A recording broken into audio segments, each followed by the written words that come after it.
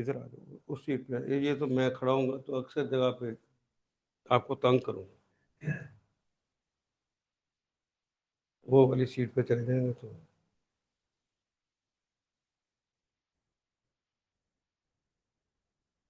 آج ہم انشاءاللہ آغاز کریں گے کہ نماز کو قائم کرنا کسے کہتے ہیں؟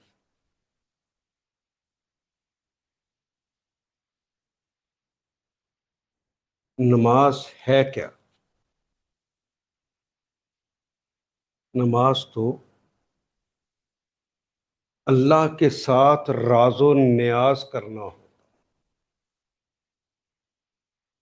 یہ راز و نیاز کیا ہوتا ہے؟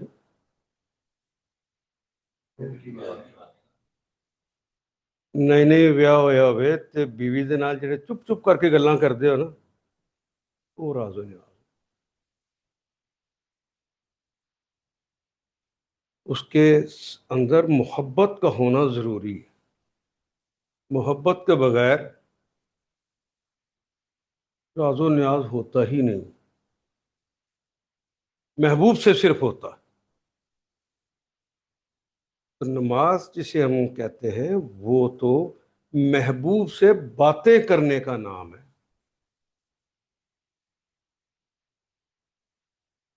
وہ تو راز و نیاز ہے، یہ عہد و پیمان ہے،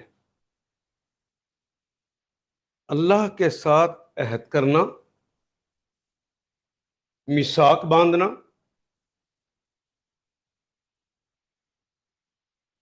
اور اللہ کی طرف سے دی ہوئی باتوں کو ڈائریکٹ ابزارو کرنا،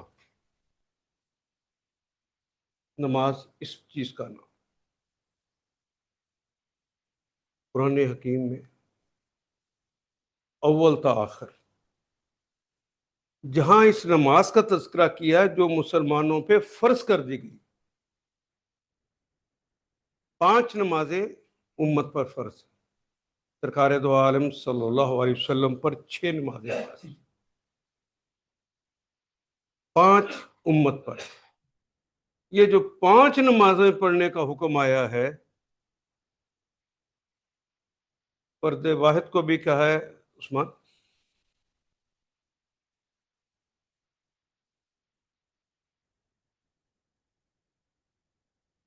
پہلے نماز کو قائم کرنا ہے، یہ تو بعد میں آئے گا۔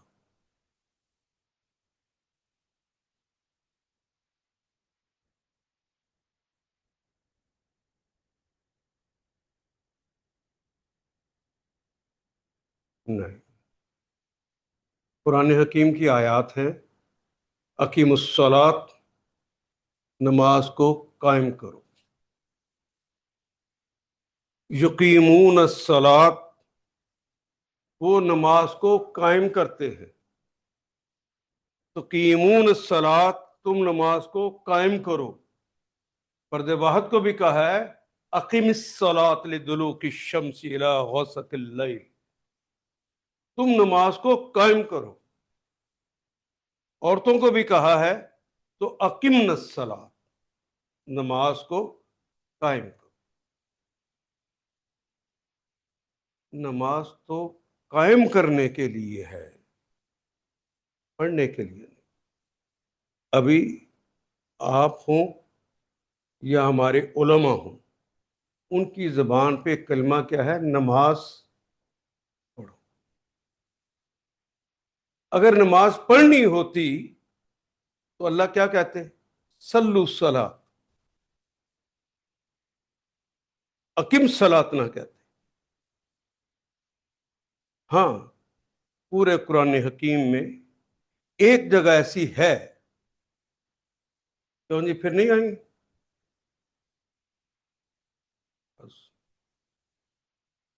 بنا کے میں کوئی چیز دیتا ہوں، وہ چیز غائب ہو جاتی۔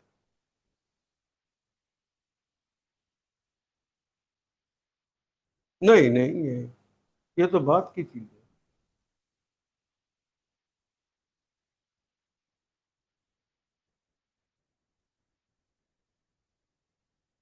ایک جگہ ہے فَصَلِّ لِرَبِّكَ وَانْحَرْ، صلاۃ کا لفظ آیا ہے، سلو کا، لیکن وہ رسول اللہ کے لیے آیا۔ اور رسول اللہ کو بھی کب آیا؟ جب اللہ کے بتائے ہوئے طریقے پر مکہ کے اندر آپ نے کمال درجے کی دعوت کا کام کیا، اور دشمن نے بھی کمال درجے کی دشمنی کر دکھائی۔ یہ طائف کی وادی کا واقعہ ہو چکا ہے۔ طائف کا یاد ہے نا جی سب کو واقعہ؟ طائف کا واقعہ ہو چکا ہے۔ آقا اندر سے بھی اور باہر سے بھی لہو لہو۔ تو اللہ جل شانہ نے کہا کہ محمد تم نے اپنا کام کمال درجے کا کر دیا ہے، بہت بڑا کام کر لیا ہے۔ اب اسی لیے تو ہم آپ کو معراج کرائیں گے۔ یہ معراج اسی کا صدقہ تھا۔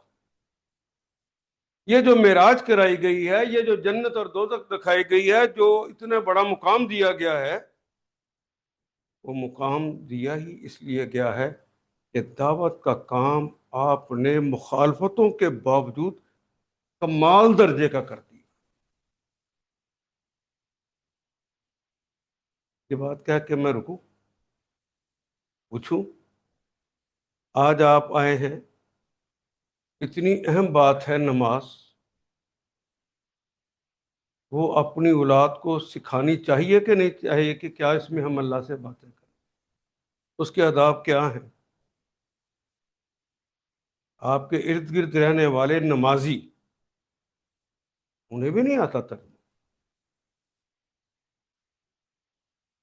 دی دعوت آپ نے؟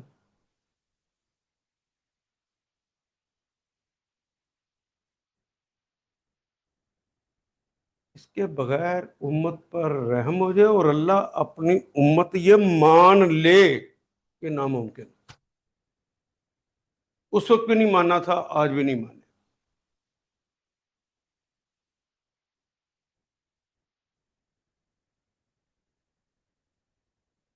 دعوت کا کام تو کرنا پڑے۔ جب میں اور آپ اس بات پہ متفق ہیں کہ 80 80 سال ہو گئے نماز پڑھتے ہوئے ترجمہ نہیں آتا، اور کسی سے گفتگو کرو ان کلمات کے ساتھ جس کا پتہ ہی نہیں آپ کو کیا کہا جا رہا ہے، تو کوئی آپ کو اپنا مان لے گا؟ سوچیے۔ نماز راز و نیاز ہے۔ راز و نیاز جو ہوتا ہے یہ اندر کی کیفیت کا نام ہے کہ رٹے ہوئے جملے بیان کرنے کا نام ہے؟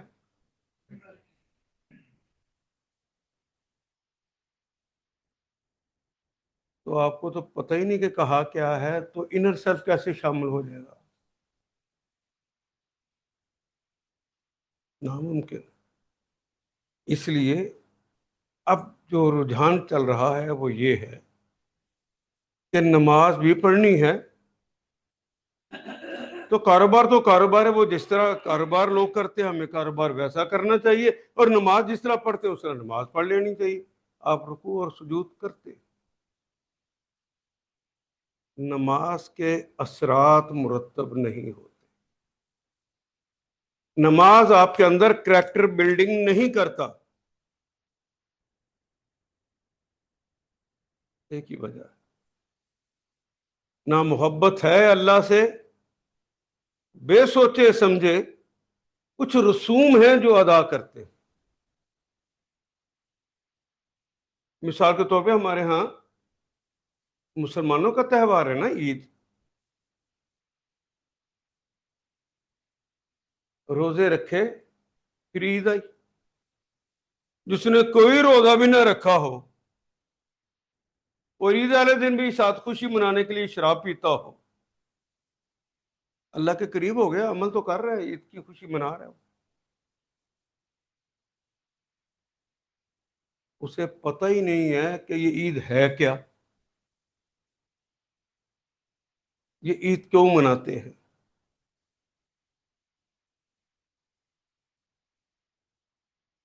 اس لیے بہت ضروری ہے کہ اپنے بھی کنسیپٹ کلیئر کیجئے اور اپنی اولاد سب سے پہلے میں کہتا ہوں اللہ نے، کیوں میں کہتا ہوں سب سے پہلے، اللہ نے جو قانون بنایا ہے وہ اس کا نام ہے اولا فاولا، سب سے پہلے سب سے قریبی، پھر اس کے بعد، پھر اس کے بعد، پھر اس کے بعد۔ اللہ کی تمام ہدایات اسی ترتیب کے ساتھ ہوتی ہیں۔ آپ نے اللہ کی راہ میں دینا بھی ہے تو سب سے پہلے سب سے قریبی، پھر اس کے بعد، پھر اس کے بعد، پھر اس کے بعد۔ قریبی کو نہ دیا ہو اور باہر جتنے مرضی آپ نے انبار لگا دیے ہوں تو دنیا میں تو ڈنکا بج جائے گا کہ آج آپ نے اتنا پیسہ اللہ کی راہ میں لگا دیا، اللہ کے ہاں اجر نہیں ہے اس کا قانون تھا کہ تیرے اپنے گھر کے اندر تیرے بیوی بچے ہیں نا، انہوں نے تو نہیں پیسہ کمایا ہو، کمایا تم نے ہے، لگا ان پر۔ کوئی تیرا بھائی، کوئی بہن غریب رہ گئے ہیں تو لگا ان پر۔ خاندان میں ہی کوئی نہیں ہے غریب تو 40 گھروں کی ہمسائیگی دی ہے چاروں طرف۔ دیکھ تیرے ارد گرد خدا لگتی کہیے کہ اگر اللہ کی ایک یہ بات مان لے تو پورے پاکستان میں کوئی فقیر ہوگا؟ یہ ناممکن ہے کہ اللہ نے رشتہ داروں کو اتنے پیسے نہ دیے ہوں کہ وہ اپنے تمام رشتہ داروں کے ساتھ معاملہ کرے اور لوگ عزت کی روٹی کھا سکیں، ان کے بچے پڑھ سکیں۔ ہم اللہ کا کہنا نہیں مانتے۔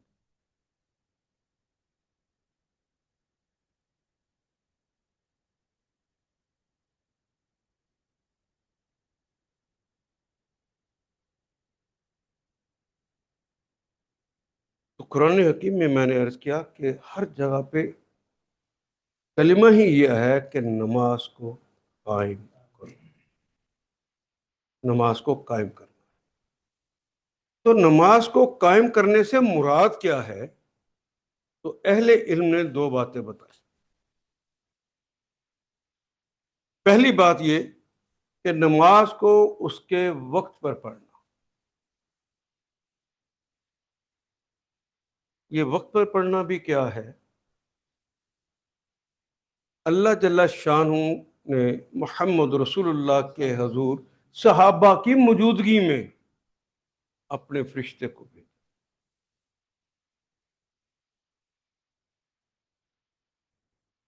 اور انہوں نے تعلیم دیتے ہوئے، وہ تعلیم دراصل امت کے لیے تھی، رسول اللہ کو بتا دیا کہ نماز کا وقت اس وقت شروع ہوتا ہے اور اس وقت ختم ہوتا ہے۔ جب وقت پہلی کا ختم ہوتا ہے تو اگلی کا وقت شروع ہو چکا ہوتا ہے۔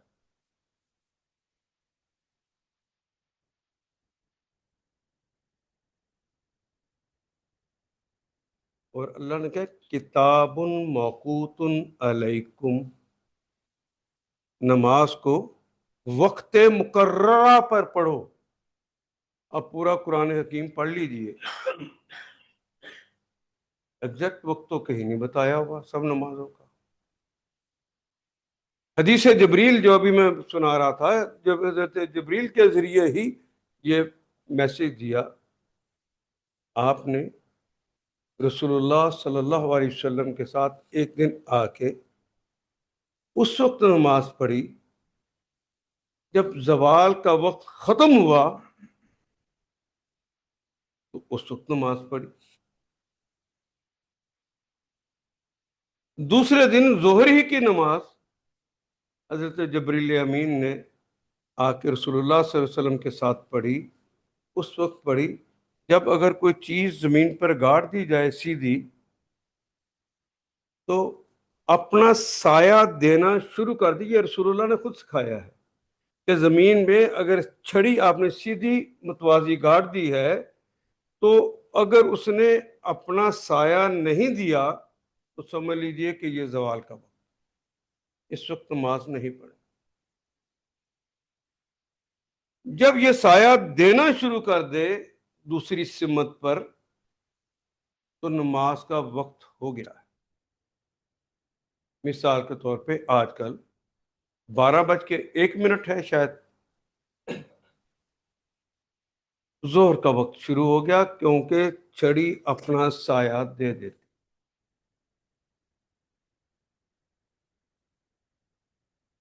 جب یہ چھڑی کا سایہ اس کے اپنے قد کے برابر ہو جائے تو پہلی نماز کا وقت، پھر اس کے جگہ پہ نشان لگائیے، اسی چھڑی کو آگے لے جائیے، یعنی اپنے قد سے ڈبل سایہ جب تک نہیں ہو جاتا، پہلے ایک پھر دو، یعنی سایہ ڈبل ہو جائے، یعنی قد جو ہے اس چھڑی کا اس سے ڈبل ہو جائے، تو اگلے دن آ کے آپ نے اس وقت نماز ظہر پڑھی۔ یہ نماز کا آخری وقت تھا، پہلا وقت اور آخری وقت یہ بتا دیا ہے۔ ان دونوں وقتوں کے درمیان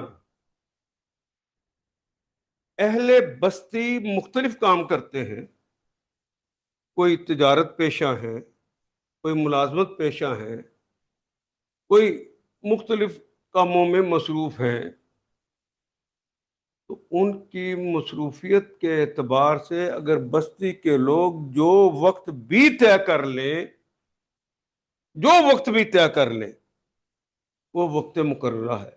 اللہ مسلمانوں کی مشاورت کو اپنا قرار دیتا ہے۔ مشاورت کنہوں نے کی ہے؟ بستی والوں نے۔ وہ 12:01 ہے، اگر وقت شروع ہو گیا، اس نے سایہ دے دیا ہے، کوئی 12:15 پڑھ لیتا ہے، 12:30 پڑھ لیتا ہے، 2:30 تک پڑھ لیتا ہے، 2:45 تک پڑھ لیتا ہے، وہ سایہ مکمل ہونے تک اگر پڑھتا ہے، یہ موسموں کے ساتھ تبدیل بھی ہوتا ہے، اور اگر وہ ڈبل ہونے تک پڑھ لیتا ہے، اس کی نماز قضا نہیں ہوئی، اس کی ادا ہوئی ہے۔ بستی کے لوگ جیسے چاہیں اپنا کوئی ٹائم طے کریں،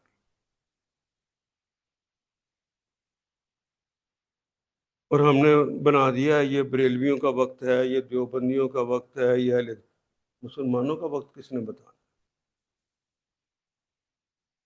اور اس میں لڑائی والی بات نہیں ہے، اس میں سے بریلویت، دیوبندیت، اہل حدیثیت کو نکال دیجئے، باقی ٹائم جو اپنی مرضی سے آپ سہولت کے لیے طے کرے، اللہ کے نزدیک وہ وقت مقررہ ہی۔ جب اس کا سایہ ڈبل ہو جائے، حتیٰ کہ اس سے لے کر شفق پر سرخی نہ آ جائے، نماز عصر کا وقت۔ یہ بالکل وہ سرحد ہے کہ اگلا مغرب کا وقت شروع ہو رہا ہے، پہلی کا وقت ختم ہوتا ہے، مغرب کا وقت شروع ہوتا ہے۔ رات سیاہ ہو جائے تو عشاء کا وقت ہو گیا۔ موسموں کے اعتبار سے یہ وقت تبدیل ہوتا ہے۔ عشاء کا وقت اگلی نماز تک ہے۔ آپ کی اگلی نماز کب ہے؟ فجر۔ کسی وقت پڑھ لیں، آپ کی ادا نماز ہے، قضا نماز۔ ہم اپنے اجر کو خود ہی کم کرتے رہتے، اپنے حساب سے انڈر ایسٹیمیٹ کر کے۔ یہ وقت مقررہ ہے، آپ نے طے کر لیا ہے۔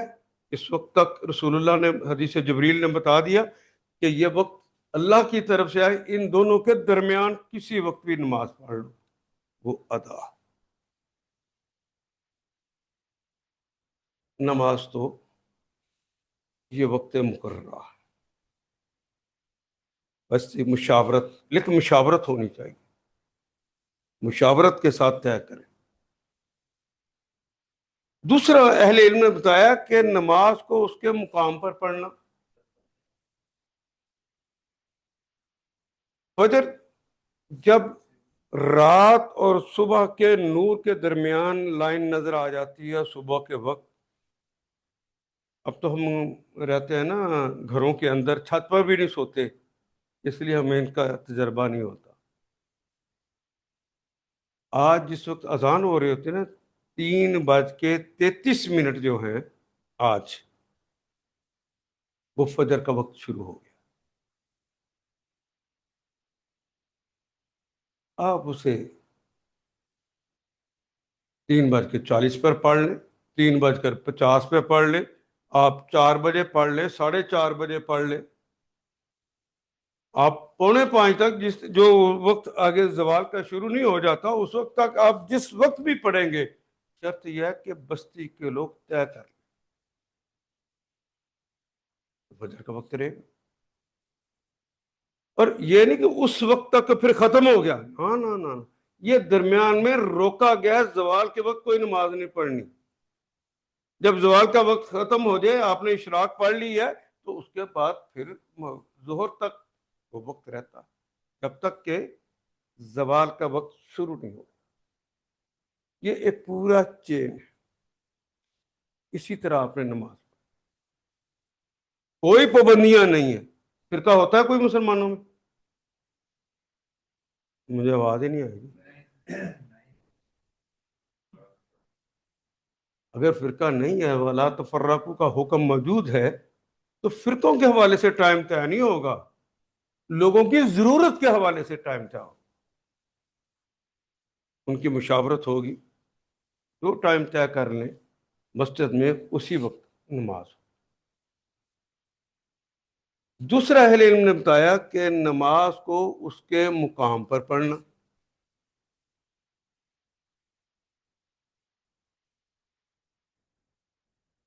نماز کا مقام کیا ہے؟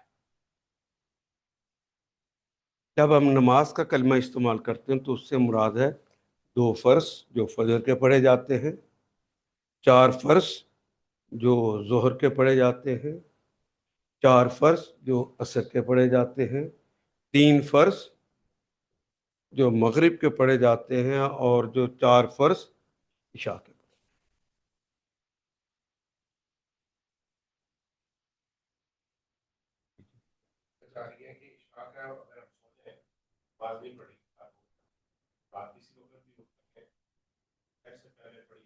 پڑھی جا سکتی، نبی اللہ کے لیے نہیں ہے۔ نبی اللہ کے لیے درمیان میں رات کے تیسرے پہر میں انہوں نے تہجد پڑھنی، وہ ان پر فرض ہے۔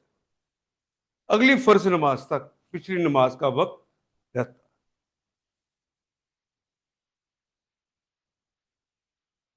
نماز کو اس کے مقام پر پڑھنا، اس کے اندر بھی ذرا غور کیجیے۔ اللہ نے تو نماز پڑھنے کے لیے مردوں کے لیے مساجد بنائی،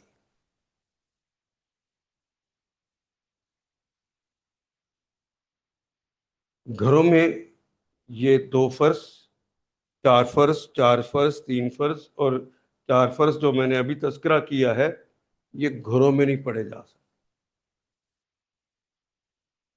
یہ مسجد میں ہی پڑھنے ہیں۔ ان کے ساتھ جو ہم پڑھتے ہیں وہ نوافل ہوتے ہیں، اور نوافل کے پیچھے بھی فلسفی کیا ہے کہ اللہ تو نے فرض تو فجر کے 2 ہی کی ہیں، ظہر کی 4 ہی کی ہیں۔ یہ رسول اللہ صلی اللہ علیہ وسلم اپنے اللہ سے کہتے ہیں کہ میں تیرا بندہ عاجز ہوں، جس طرح آپ کے دربار میں یہ نماز ادا کی جانی چاہیے تھی میں ویسے نہیں کر سکا، میں اس سے زائد پڑھتا ہوں تاکہ جو کمیاں رہ گئی ہیں اللہ پوری کر لینا، میرے ذمہ کوئی چیز رہنا۔ سرکار کا مقام دیکھیں اور ان کی عاجزی دیکھیں۔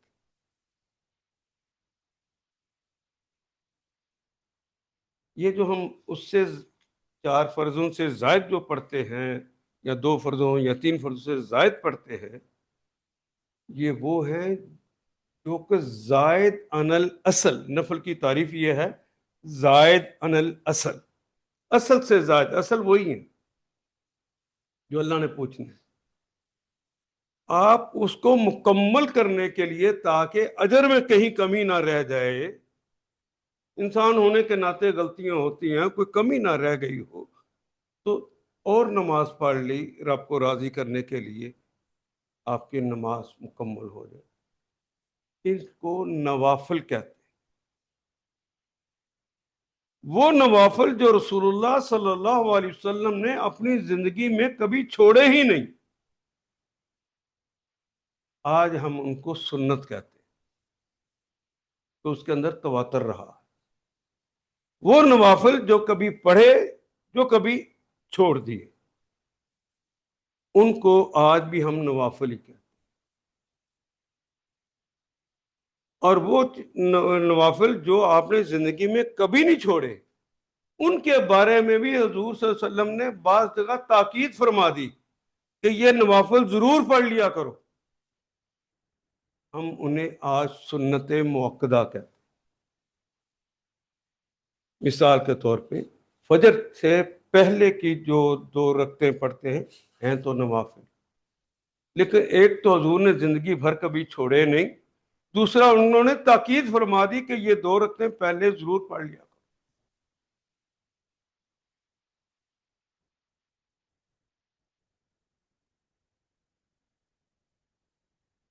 2 رکعتیں پڑھنی کہا، یہ تاکید ہے نوافل ہی، لیکن فرض نماز کھڑی ہو جائے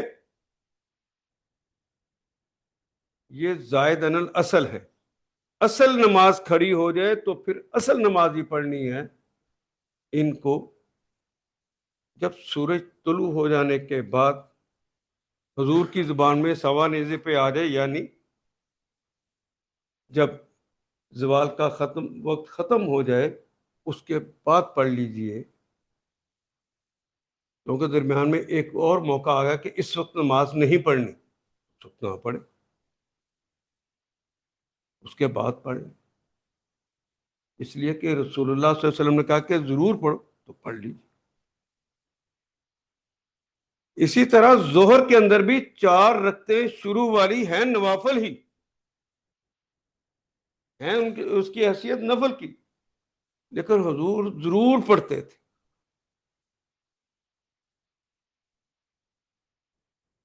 ایک تو وہ ضرور پڑھتے تھے اس لیے سنت ہو گئی، دوسرا ان 4 کی اور 2 بعد والی جو رکھتے ہیں اس کی تاکید فرما دی،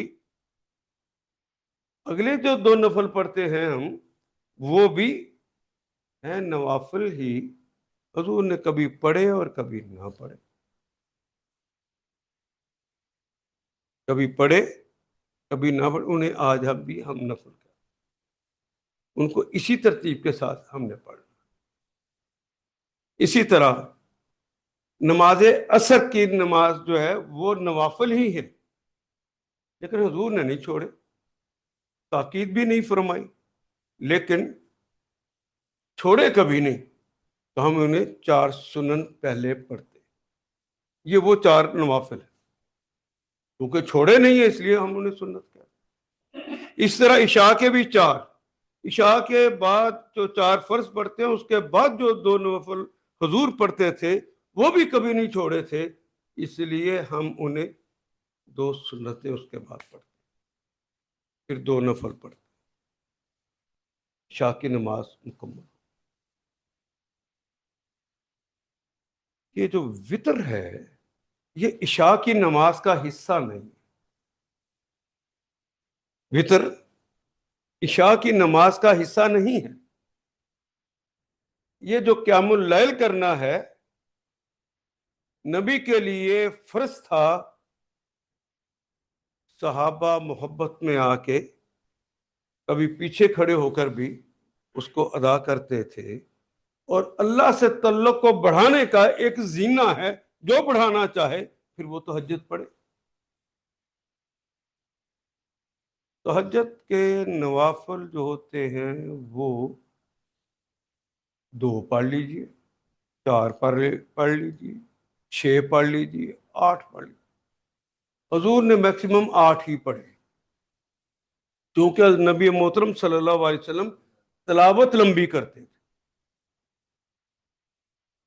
اتنی لمبی تلاوت کرتے تھے کہ بسا اوقات پاؤں متورم ہو جاتے تھے،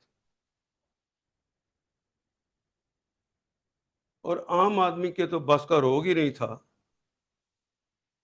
ایک دن انس ابن مالک رضی اللہ تعالیٰ عنہ، انہوں نے کہا جس طرح آقا نماز پڑھتے ہیں میں بھی ایسے ہی پڑھوں۔ صبح اٹھے تو ان کے پاؤں سوجے ہوئے تھے، حضور نے پوچھا یہ کیا ہوا؟ کہا آقا جس طرح آپ پڑھ رہے تھے میں بھی پیچھے کھڑا ہو گیا۔ تو عادت نہیں تھی، تو نبی صلی اللہ علیہ وسلم نے ارشاد فرمایا کہ اس کام کی، میں ایک نبی اللہ ہوں اور اس کام کو میرے اوپر فرض کیا، تو اللہ نے اس کی طاقت بھی مجھے دے رکھی ہوئی ہے، یہ تمہارے پاس نہیں، تم اپنی استطاعت کے مطابق ہی پڑھو۔ رات کی آخری نماز وتر ہے، وہ رات کی قیام اللیل کی نماز۔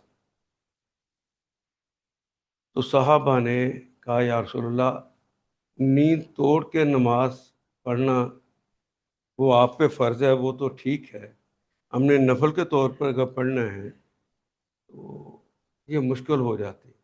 کہا تو نماز کا وقت جب عشاء پڑھ لیتے ہو، 4 فرض، 2 سنتے 2 نفل پڑھ لی، عشاء ہو گئی، اب آپ وقت اور اندھیرا ہو چکا ہے، وقت اور ہو گیا اس کا، آپ چاہیں تو وتر اس کے ساتھ پڑھ لیا کرو۔ تو وتر بھی صرف 3 نہیں ہے، آپ کی مرضی ہے، رکھیں طاق عدد میں، 3 پڑھیں، 5 پڑھیں، 7 پڑھیں، جتنے آپ کو جی۔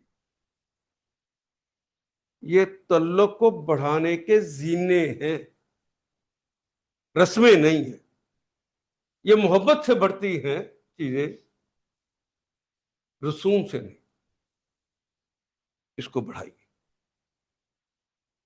تو یہ نوافل، یہ وتر، اس کے مقام پر، اور جب نماز میں کھڑے ہو جاتے ہیں تو اللہ سے باتیں کرتے ہیں، راز و نیاز کرتے ہیں، گفتگویں کرتے ہیں۔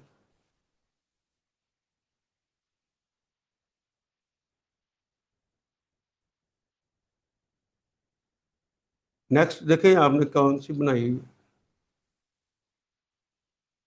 سلائڈ، کون سی ہے؟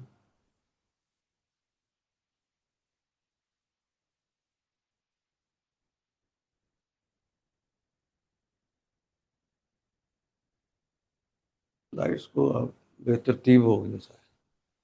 نماز کو ہم نے بنیادی طور پہ قائم کرنا سیکھنا ہے۔ اگر اہل علم نے جو باتیں کہی ہیں، اچھا یہ جو مقام کی میں نے بات ابھی مکمل نہیں کی تھی، پچھلی ہی رکھیں گے،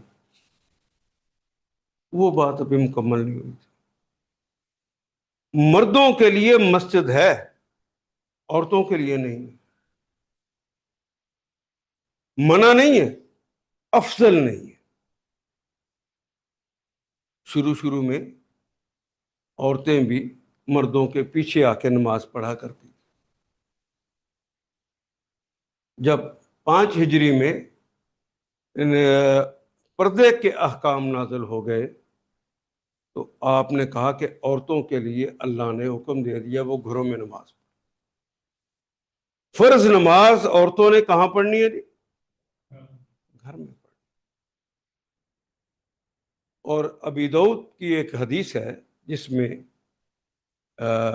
نبی محترم صلی اللہ علیہ وسلم نے ارشاد فرمایا کہ مسجد کی نسبت عورت کا گھر میں نماز پڑھنا، گھر کے صحن میں نماز پڑھنا، اور صحن کی نسبت برآمدے میں پڑھنا جس کی چھت ہے اور دیواریں نہیں ہیں، اور دیواروں کی نسبت کمرے میں نماز پڑھنا زیادہ افضل۔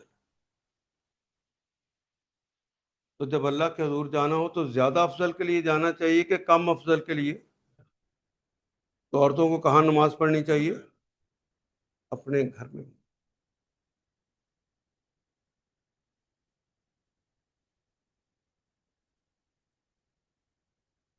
جب عورتوں کو کہا نا گھر میں نماز پڑھو، تو وہ تو پیچھے پڑتی تھی رسول اللہ کے، اب ان کے لیے ایک بڑا جھٹکا لگا کہ اب رسول اللہ کے پیچھے نماز نہیں پڑھیں گے۔ انہوں نے رسول اللہ صلی اللہ علیہ وسلم سے درخواست کی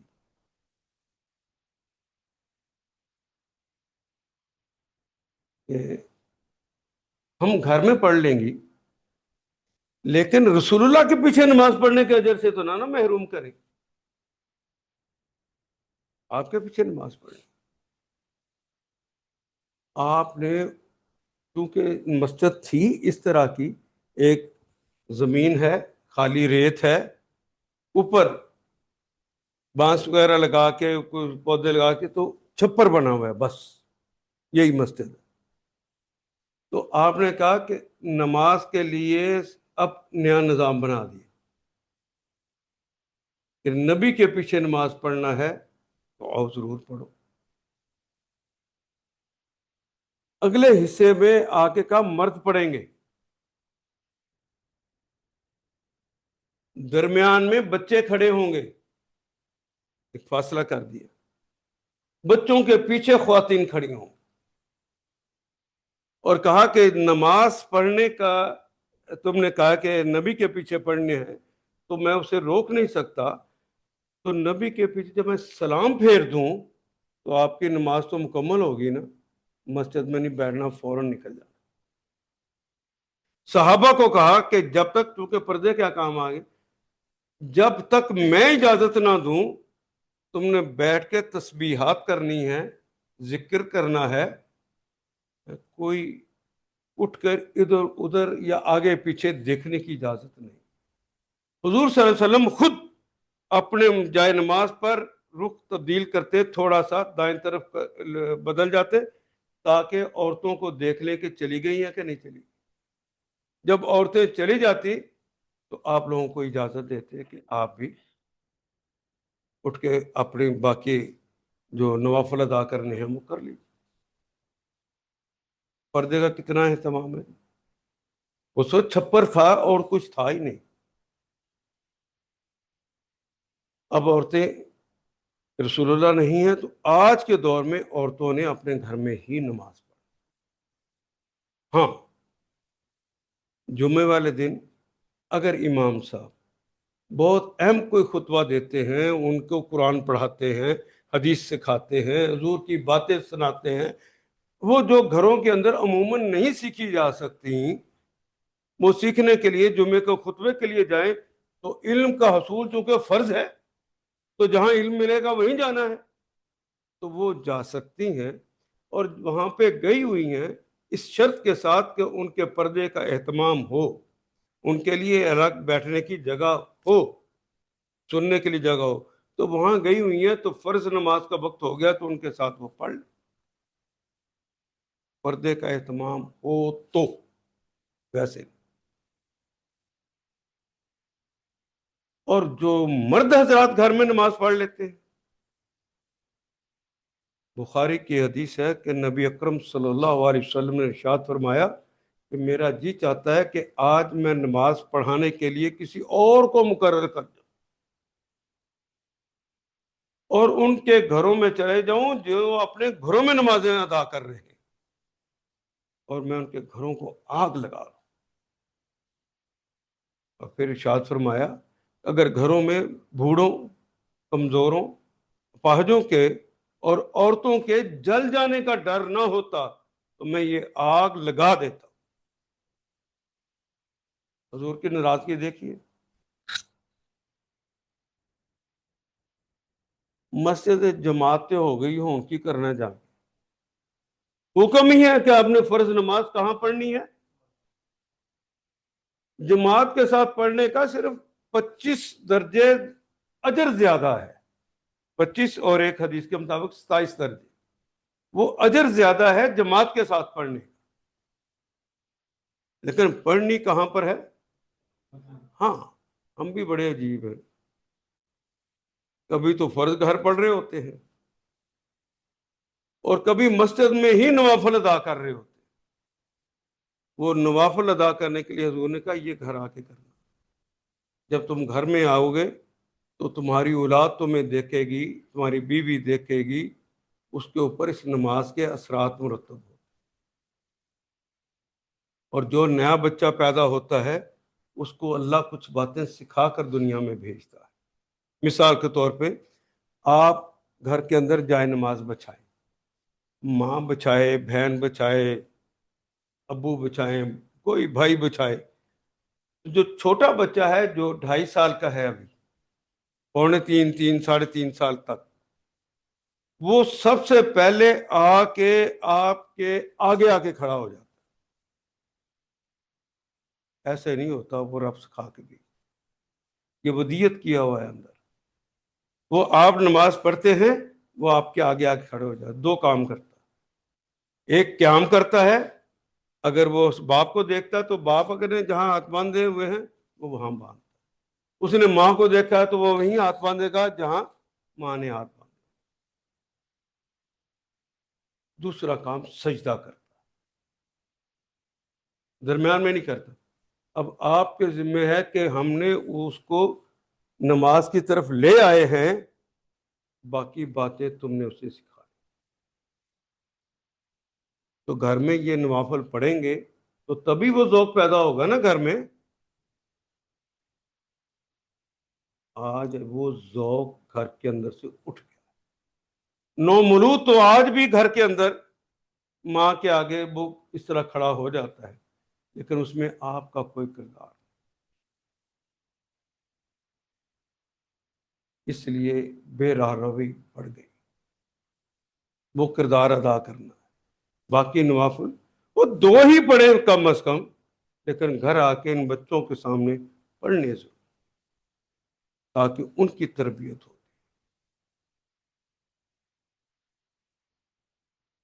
یہ دو باتیں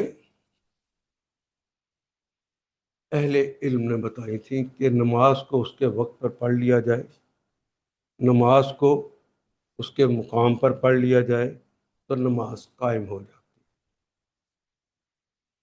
لیکن ایک سورہ عنکبوت کی آیت ہے، آیت نمبر 45، ان الصلاۃ تنہا عن الفحشاء والمنکر. ترجمہ آپ کریں، ان الصلاۃ، نماز، تنہا، یہ الف لام بھی اس لیے لگا ہے، صلاۃ کا مطلب دعا بھی ہوتا ہے. تو وہ دعا جو خاص کلمات کے ساتھ، خاص اوقات میں، خاص اداؤں کے ساتھ اللہ کے رسول نے سکھائی ہے، وہ الصلاۃ، وہ دعا.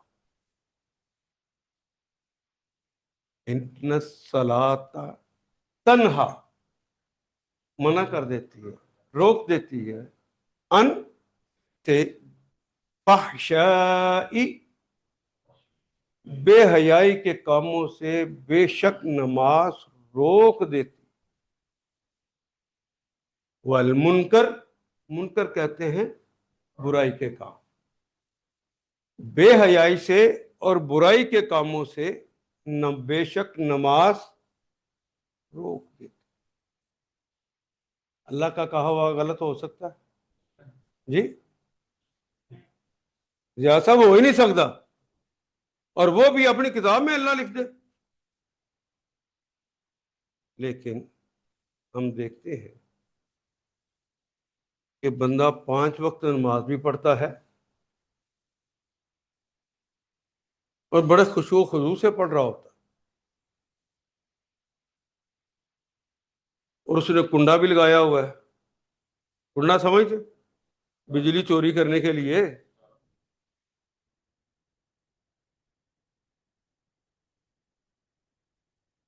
وہ نمازیں بھی پوری پڑھتا ہے، جھوٹ بھی بولتا ہے. خاتون بھی پوری نمازیں گھر میں پڑھ رہی ہے، لیکن غیبت، چغل خوری، مذاق اڑانا، پھپتیاں کسنا، کسی کو نیچا دکھانا. یہ سسرالی خاندان لوگ ایک دوسرے کے ساتھ کیا کر رہے ہیں؟ ایک دوسرے کو نیچے ہی دکھا رہے ہیں نا.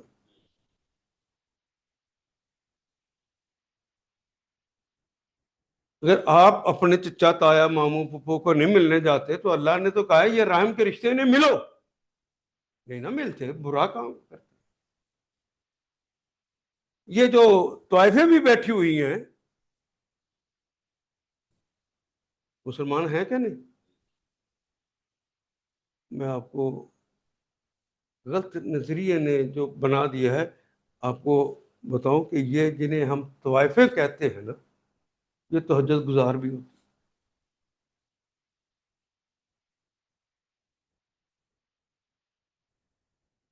ان کی نمازوں نے انہیں برائی سے روک دیا ہے. بے حیائی سے روک دیا؟ ممکن ہے آپ کہیں کہ وہ کنسیپٹ کلیئر نہیں ہے، پڑھے لکھے نہیں ہیں، ترجمہ نہیں آتا، اس لیے وہ رسوم تو ادا کر لیتے ہیں لیکن ان کی روح نہیں جانتے، اس لیے اس کے اثرات مرتب نہیں ہوتے۔ یہ جو امام خطیب ہوتے ہیں، مسجد کے امام صاحب، 8 سال جنہوں نے پڑھا ہوتا ہے، انہیں تو قرآن آتا ہے یا نہیں آتا؟ جی۔ اور یہ جو حکم تھا وَاعْتَصِمُوا بِحَبْلِ اللَّهِ جَمِيعًا وَلَا تَفَرَّقُوا، سارے کٹھے ہو کر اللہ کی رسی کو پکڑ لو اور فرقہ فرقہ نہ ہونا۔ تو آپ کو فرقہ فرقہ کون بناتا ہے؟ جاہل لوگ؟ جی مجھے آواز نہیں آئی۔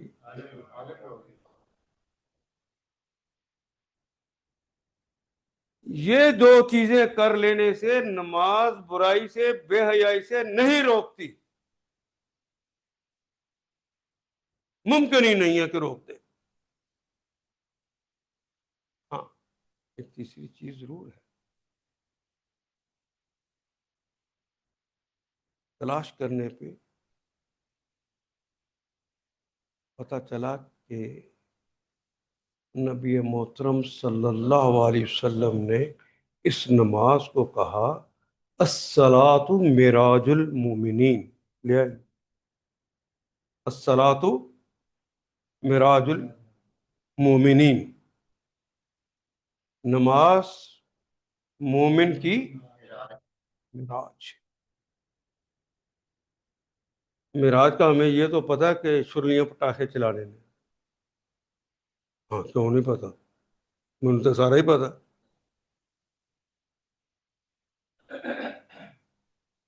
معراج پہ ابھی میں اس کا تذکرہ کر کے ہٹا ہوں، جب حضور نے دعوت کا کام اس طرح کیا کہ سر کا خون پاؤں تک پہنچ،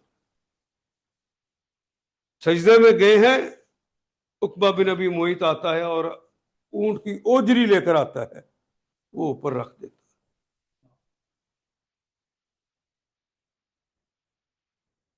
بچے پیچھے لگے ہوئے ہیں جس طرح کوئی کائنات کی حکمت جا رہی ہے، اور پاگل پاگل مجنون دیوانہ کا دل بھی زخمی۔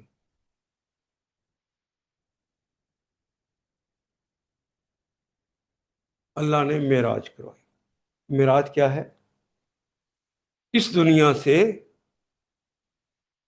اپنے پاس بلایا، عروج دیا، بلندی دی، اس عروج کی وجہ سے یہ معراج کہلائی۔ تو عروج اس سے بڑھ کر کوئی ہو سکتا ہے جو اللہ جل شانہ کے دربار میں لے جائے؟ وہ کتنے اوپر چلے گئے اس دن کہ جبریل امین نے بھی کہا کہ بس یہ چوتھے آسمان تک میری رسائی ہے، اوپر پر جلتے ہیں۔ سرکار یہ آپ کا مقام ہے کہ اوپر اللہ آپ کو لے کر جائے، میرے بس کا روک نہیں ہے، یہ چوتھے آسمان تک میں آپ کی مدد کر سکتا ہوں، آگے آپ چاہیے۔ اتنے بڑے مقام پر جنت اور دوزخ کا مشاہدے کروائے گئے، انعامات جو دینے ہیں وہ بھی سکھائے گئے۔ ایک ایک چیز اللہ نے ڈائریکٹ بات کی، رسول اللہ ڈائریکٹ بات کی۔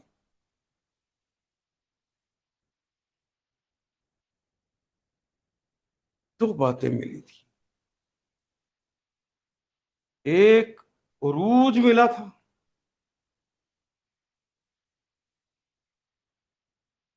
اور وہاں پہ جا کے اللہ سے جو ڈائریکٹ باتیں ہوئی تھیں، کچھ عہد باندھے گئے تھے، یاد آیا نہیں؟ وہاں پہ اللہ اور اس کے رسول کی باتیں ہوئیں اور وعدے وعید ہوئے، اور پھر واپسی ہوئی۔ یہ دو چیزیں مل جائیں تو اسے معراج کہتے ہیں۔ اور سرکار نے اگر اپنے منہ سے یہ جملہ نکالا ہے الصلاۃ معراج المومنین، نماز مومن کی معراج ہے، تو اس میں دو چیزیں تو اس کو ملتی ہیں نا۔ نمبر ایک، اسے عروج ملتا، اسے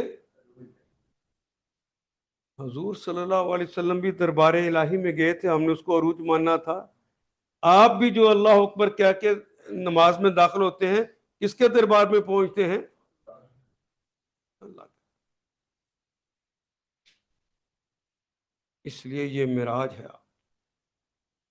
اور جب نماز پڑھتے ہیں کبھی کہہ رہے تو سبحانک اللہم و بحمدک، محبت کا ترانہ گا رہے ہوتے، تیری ذات پاک تعریفوں والی ہے تیری، اللہ آپ کا نام ہی نفع بخش ہے، آپ کی شان ہی بڑی بلند ہے، جتنی بڑی ہستی کے پاس گئے ہیں، تیرے علاوہ کوئی الہ ہو سکتا ہی نہیں۔ کبھی الحمدللہ، کبھی کہہ رہے ہوتے ایاک نعبد و ایاک، عہد کر رہے ہوتے ہیں ہم آپ کی عبادت کریں گے، کسی اور کی عبادت نہیں کریں گے، یہ اللہ سے عہد کر، راز و نیاز ہوتا ہے، عہد و پیمان ہوتا ہے۔ اللہ کبھی کہہ رہا ہوتا ہے نماز کے اندر، پھر میں تمہیں یہ دوں گا، میں تمہیں یہ دوں گا، میں تمہیں یہ نہ مانو گے تو یہ کروں گا، یہ کروں گا، یہ کروں گا، کہہ رہا ہوتا ہے نا اللہ۔ تو دو طرفہ گفتگو، اس لیے آپ نے قرآن کا ترجمہ سیکھا کہ پتہ چلے کہ ہم باتیں کیا کریں۔ تو راز و نیاز اور گفتگو یہ مل جائیں، ایک بلندی اور ایک راز و نیاز، تو مومن کو معراج ہو جاتی۔ یہ مومن کی معراج ہے، وہ رسول اللہ کی معراج ہے، یہ مومن کی معراج ہے۔ اور یہ کہا کس نے ہے؟ کسی دانشور نے؟ اس نے کہا ہے جو اپنی مرضی سے کوئی جملہ کہتا ہی نہیں ہے، وہ اللہ سے پہلے پوچھتا ہے، اللہ کہتے ہیں تو وہ کہہ دیتا۔ وما ينطق عن الهوى، اپنے پاس سے کچھ نہیں کہتے، ان ہوا الا وحی یوحی، وہ تو وہی ہوتی ہے جو ان پہ نازل ہوتی ہے۔ تو وہی کس کا کلام ہے؟ تو اللہ کا کلام کیسے غلط ہو سکتا؟ جب آپ نماز میں داخل ہوتے ہیں تو کہتے ہیں اللہ اکبر، رکوع میں جاتے ہیں اب بھی اللہ اکبر، جب سجدے میں جاتے ہیں اب بھی اللہ اکبر، تشہد میں بیٹھتے ہیں تب بھی اللہ اکبر، اور تشہد سے کھڑے ہوتے ہیں تب بھی کیا کہتے ہیں؟ کلمہ اللہ اکبر ہی۔ لیکن جب نماز میں داخل ہوتے ہیں اس وقت جو اللہ اکبر کہتے ہیں اس کو رسول اللہ نے سکھایا، یہ تکبیر تحریمہ ہے۔ کیا ہے؟ تکبیر تحریمہ کیا ہوتی؟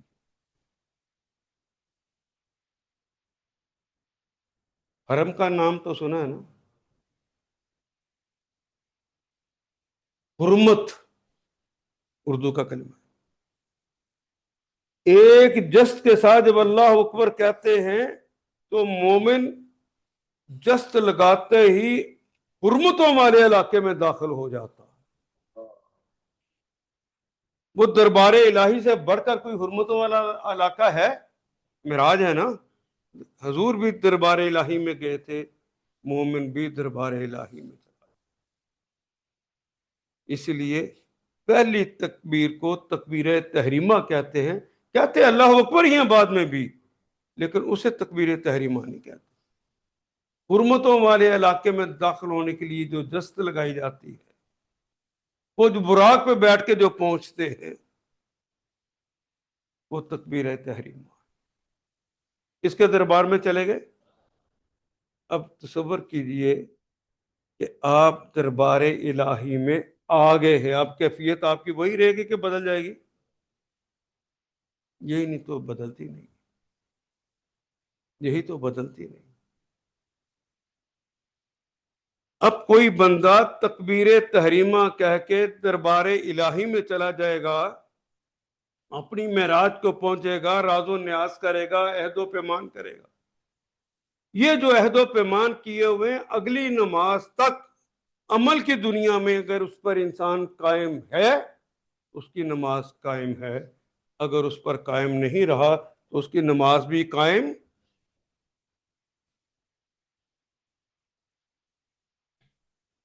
مثال کے طور پہ ہم پھر پڑھیں گے اس کو ترجمہ کرتے ہوئے بھی، سبحانک اللہم و بحمد، اے اللہ تیری ذات ہر ہر ہر ہر ہر عیب سے پاک ہے۔ وہ کہے سود کا کاروبار میرے ساتھ جنگ ہے، یہ نہ کرو، اور ہم کہیں کہ اللہ تجھے کیا پتا، ساری دنیا نے ان بینکوں کے ذریعے تو ترقی کی ہے، ہمیں تو شکستہ حال کرنا چاہتا ہے۔ ہم نے اللہ کے اندر عیب نکالا کہ نہیں نکالا؟ مجھے آواز نہیں آئی نہیں۔ ضیاء صاحب کہتے ہیں ایپ تے پورے زور نال کیا سی لیکن ہمت نہیں قائم پہ رہی۔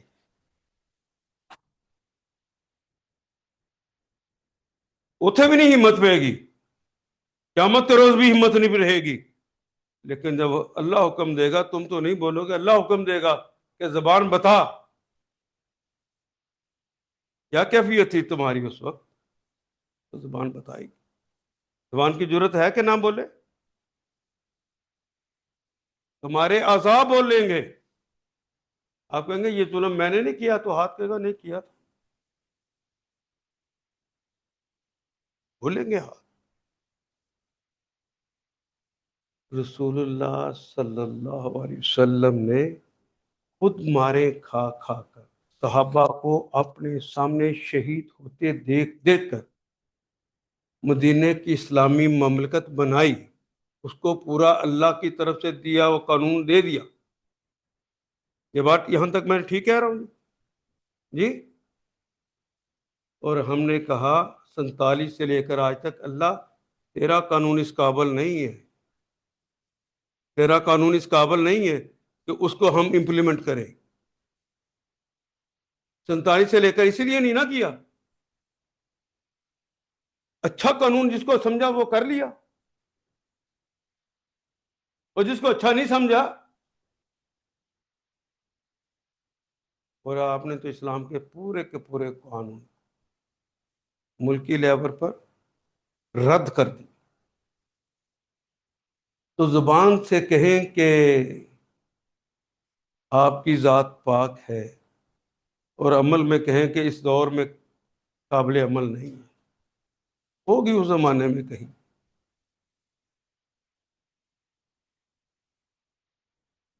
مسلمان رہ گئے کہ منافق ہو گئے؟ مجھے نہیں آواز آئی۔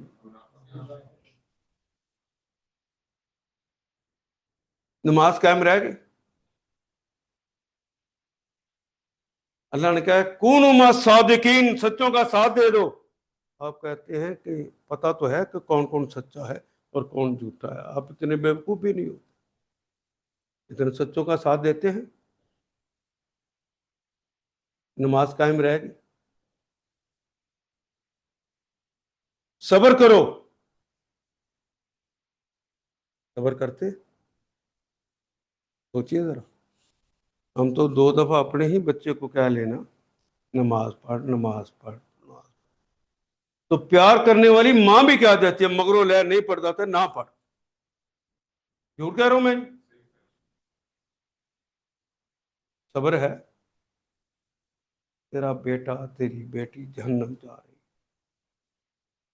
حضور کہتے ہیں کہ میری مثال اس طرح ہے کہ کوئی دوزخ کے گڑھے میں گرنا چاہتا ہے اور میں اس کی کمر سے پکڑ پکڑ کے کھینچ کے اسے واپس لے کے آ رہا ہوں، میری مثال ہے۔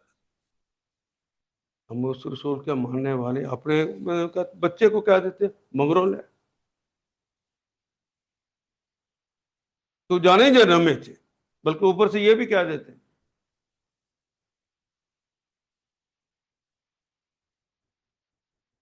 اِیَّاکَ نَعْبُدُ، عہد کرتے ہیں اللہ سے ہم صرف آپ کی عبادت کریں گے، سلام پھیر کے کسی اور کی عبادت کر لیں تو نماز قائم رہ جائے گی؟ نماز تو قائم رہنا بڑی دور کی بات، میں پوچھا ایمان بچ جائے گا؟ ایمان بچ جائے گا؟ مشکل کی بچے گا ہی نہیں۔ آپ کہتے ہیں میں نے منہ سے لا الہ الا اللہ کہا، اس کی اہمیت زیادہ ہے، اور اللہ نے جو قوانین بنائے اس کی اہمیت تو کوئی ہے ہی نہیں۔ پاکستان نے پوری دنیا میں، سعودی عرب نے اگر 5 قوانین اگر نافذ کیے ہوئے ہیں تو آج اسے اللہ امن دے رکھا ہے نا وہاں پر، اللہ نے امن دے رکھا ہے نا، بھوک اور افلاس سے نجات دے رکھی ہے نا وہاں پر. 5 سے ہیں صرف، باقی انہوں نے نافذ نہیں کیے ہوئے.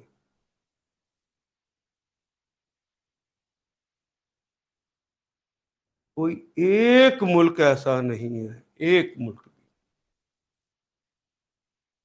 یہاں پیور معنوں میں کہوں کہ اللہ کا دین کا نفاذ، ایک ملک بھی ایسا. اگر کوشش کی ہوئی ہے، باقاعدہ ڈیلیبریٹلی کوشش کی ہے، تو وہ ایران ہے. دیکھا اگر میں کہوں کہ سرنڈر کر کے ساری چیزوں کو ختم کر کے خالصاً اللہ کے دین کا نفاذ کر دیا، تو دنیا میں کوئی، تو کس طرح سبحانک اللہ کہتا. جس کو قانون دینا نہ آتا ہو، جس کو زندگی گزارنے کا طریقہ سکھانا نہ آتا ہو، وہ عیب والا نہیں ہے تو اور کیا ہے.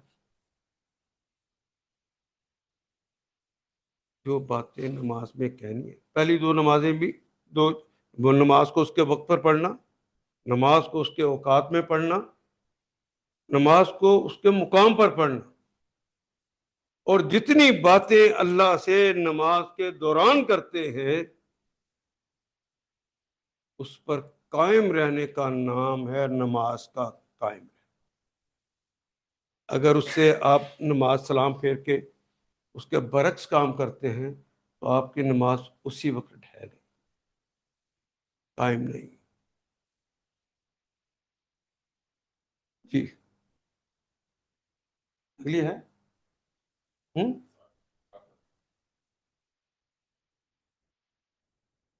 تھوڑا قصور ہے ہوئی.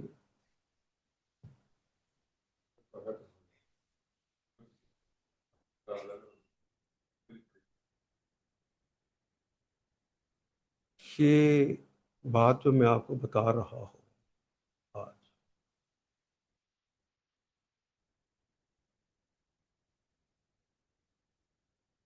امام عالی مقام کی شہادت کے بعد کسی نے نماز کو قائم کرنا سکھایا ہے ہی.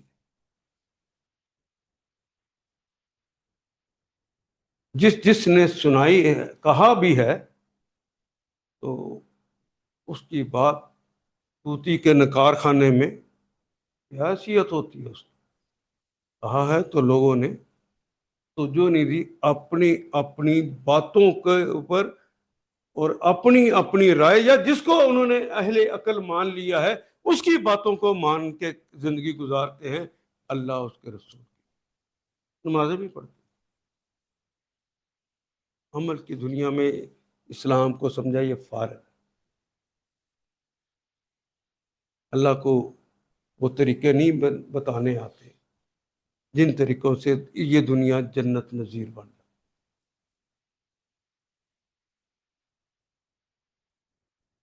ہمارا وقت مکمل ہو گیا. کل انشاءاللہ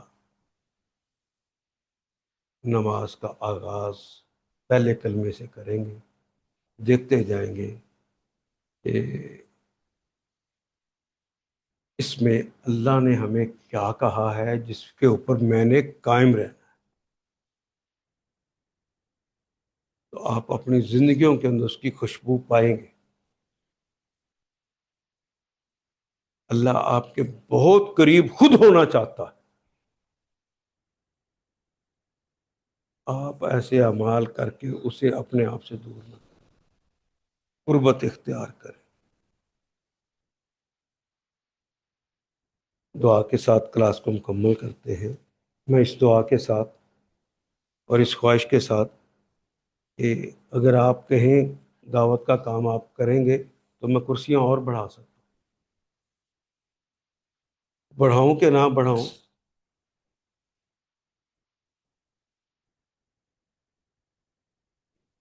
جی دعوت کا کام کریں گے تو تب مجھے کہیں گے نا ہم نے دعوت کا کام کرنا. اس کے نتیجے میں کوئی آتا ہے؟ نہیں آتا. کوئی پرواہ نہیں. پرواہ یہ ہے کہ آپ وہ ہو جائیں جس کے لیے آپ آئے. اگر محمد رسول اللہ اس طرح دعوت دیتے ہیں تو آپ کو کیا ہے؟ زندہ نہیں ہے، پتہ نہیں ہے تو پوچھو، تو جا کے لوگوں سے باتیں کرو. جاؤ اپنے گھر کو آتش کدہ نہ بناؤ. گھر کی آگ سب سے پہلے بناؤ. کبھی کسی عقل مند کو دیکھا ہے کہ اپنے گھر بھی آگ لگی ہو تو وہ بالٹی پانی کی اپنے گھر سے بھر کے دوسروں کے گھر پہ ڈالتا ہو؟ کبھی نہیں دیکھا؟ ہم نہیں. دوسروں کو دعوت دے لیتے ہیں، اپنے گھر کو نہیں. آگ تو یہاں لگی، آگ تو یہاں لگی. اللہم صلی علی محمد وعلی آل محمد کما صلیت علی ابراہیم وعلی آل انک حمید مجید. اللہم بارک علی محمد وعلی آل محمد کما بارکت علی ابراہیم وعلی آل ابراہیم انک حمید مجید. آمین. اے اللہ قرآن کو ہمارے دل کی بہار بنا دے، دل آمین. کا سرور بنا دے، آنکھوں کا نور بنا دے، غموں کا مداوا آمین. بنا دے، دکھوں کا علاج بنا دے. یا اللہ قرآن حکیم کو ہمارا ساتھی بنا دے، لمحات کا ساتھی، سوچ کا ساتھی، ساری زندگی کا ساتھی بنا دے. وقت عیش کا بھی ساتھی بنا دے، وقت تیش کا بھی ساتھی بنا دے.